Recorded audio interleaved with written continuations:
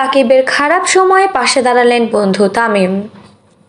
সাকিব আল হাসানের সাম্প্রতিক সময়টা মোটেও ভালো যাচ্ছে না।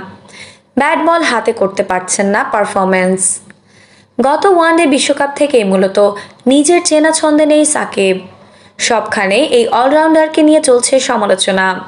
তবে খারাপ এই সময়ে বন্ধু তামিম ইকবালকে ঠিকই পাশে পাচ্ছেন সাকিব।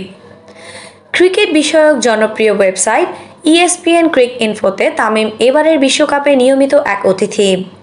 নেদারল্যান্ডসের বিপক্ষে ম্যাচের আগে হাজির হয়েছিলেন দেশসেরা এই ওপেনার। সেখানে আলাপ চলাকালে জানালেন সাকিবের সামর্থ্য সম্পর্কে। এদিকে গতকাল সংবাদ সম্মেলনে সাকিবকে নিয়ে অধিনায়ক নাজমুল হোসেন শান্ত বলেন, সাকিব ভাইয়ের পারফরমেন্স নিয়ে আমাদের দলের কেউই চিন্তিত না। আমরা এটা নিয়ে কথা বলতে চাই না।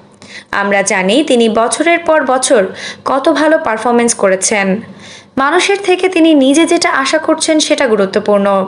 তিনি কঠোর পরিশ্রম করছেন। আমি বলবো না তিনি কামব্যাক করবেন।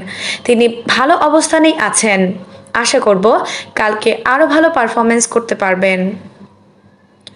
চোখের সমস্যার কারণেই সাকিবের ব্যাটিং এমন অবস্থা, সেই প্রশ্নের উত্তরে শান্ত বলেন, না, চোখের সমস্যা আমার কাছে মনে হয় না। সব ঠিকঠাকই আছে। অনুশীলনে ব্যাটিং কিংবা বোলিং বলেন, সবখানে স্বাচ্ছন্দ্যেই আছেন। আফসানা নওরিন, বাংলা স্পোর্টস।